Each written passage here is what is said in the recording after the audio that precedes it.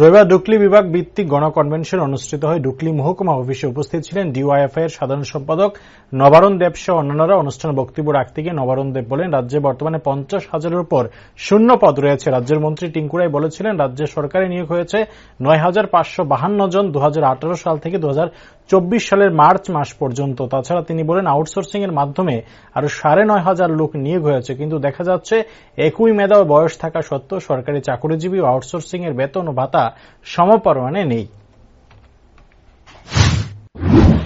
রাজ্যে 50,000-এর উপর শূন্য পদ। গত বিধানসভা অধিবেশনে আমি ঠিক তত্ত্ব ধরে কয়েকটা কথা বলছি।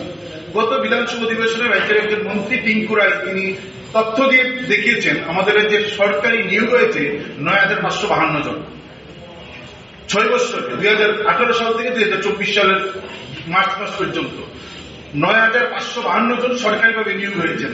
একই তথ্য এদিন তিনি উত্থাপন করেছেন 9,500 জন নিয়োগ হয়েছেন আউটসোর্সিং এর মাধ্যমে। নিয়োগ যারা হয়েছেন সরকারিভাবে 9,552 জন, তারা প্রতিদিন ডিউটি করবেন 6 থেকে 7 ঘন্টা, মাসের শেষে মাইনা তুলবেন মিনিমাম 42 থেকে 45,000 টাকা।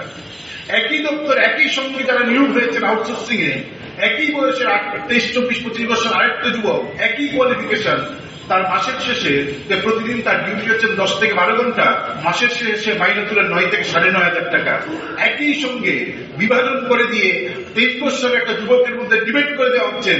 একটা ছিল সরকারিভাবে নিয়োগ হয়েছে, মাসের শেষে প্রতিদিন 6 ঘন্টা ডিউটি করে বেতন তুলেন 40 থেকে 42,000 টাকা।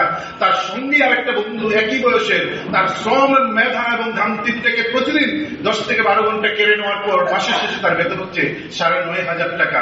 গোটা রাজ্যের 50,000 বছরে চাকরি হওয়ার স্বপ্ন দেখিয়ে 6 বছরে চাকরি হয়েছে মাত্র 5,952 জন।